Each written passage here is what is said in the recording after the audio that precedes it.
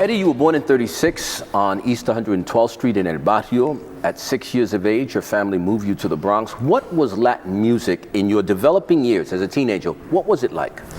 Well, from the beginning of El Barrio that I could remember, naturally would be the music that my brother would bring home. And that led to when we moved to the Bronx, because I moved to the Bronx when I was approximately about 6 years old, I believe.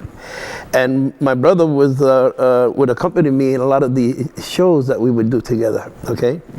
And Charlie was bringing in from the big bands of Glenn Miller and the Tommy Dorsey, in those orchestras.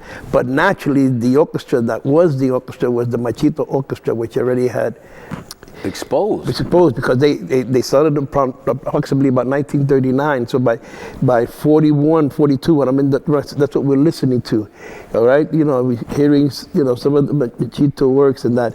And then naturally my family, my uncles were always playing guitars and singing, and they would bring in the folkloric music of Puerto Rico. So it was a blend for me,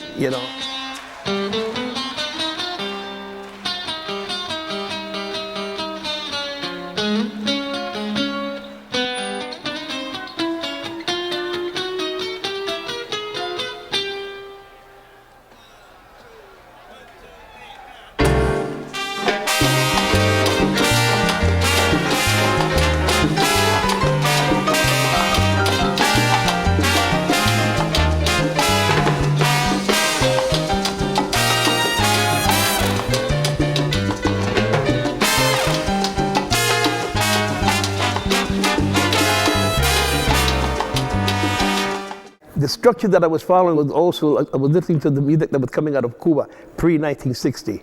And I couldn't, it amazed me how within 2 minutes and 45 seconds they could gel to the climate, it was all there, And that's how we recorded. Remember, you had to record at 245 to give them 12 compositions on the CD, all right? On the 78 or the 33 and a third? Right, 33 and a third, all right. Now, everything changes then when we do Azúcar, which was 1965.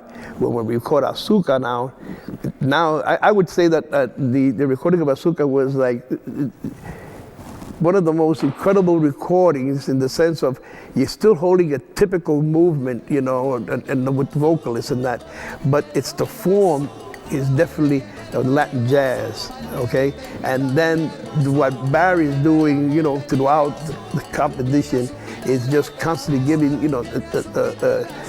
flavor. Yeah, I mean, giving that stimuli in different forms of his ramps with Jose. The thing is that I was able to record that. That's when it blew out the 245. You broke the mold.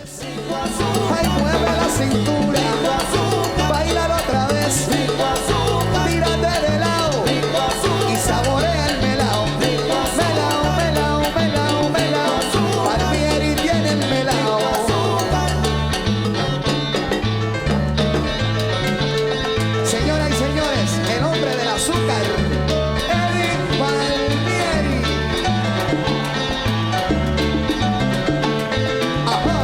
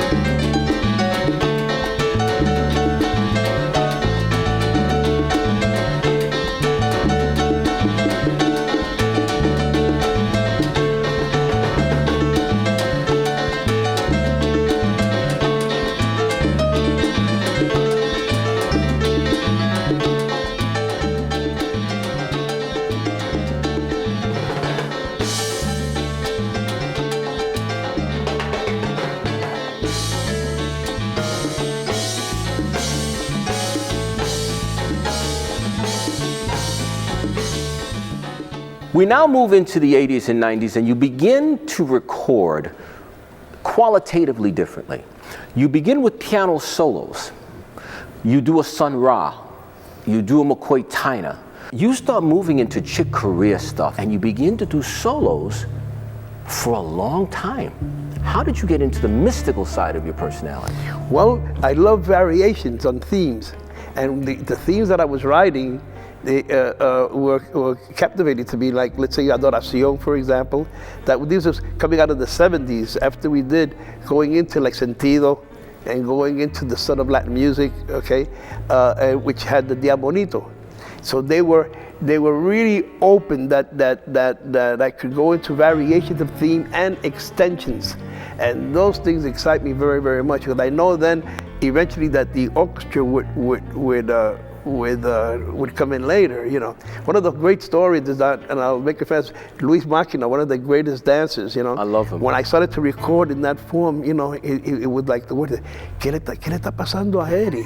You know, like the word was, what's going on? Eddie, wow, what's going on? Poor Eddie, or whatever, you know, whatever. And all of a sudden, the band breaks out, and yo sabía que estaba todo bien, you know.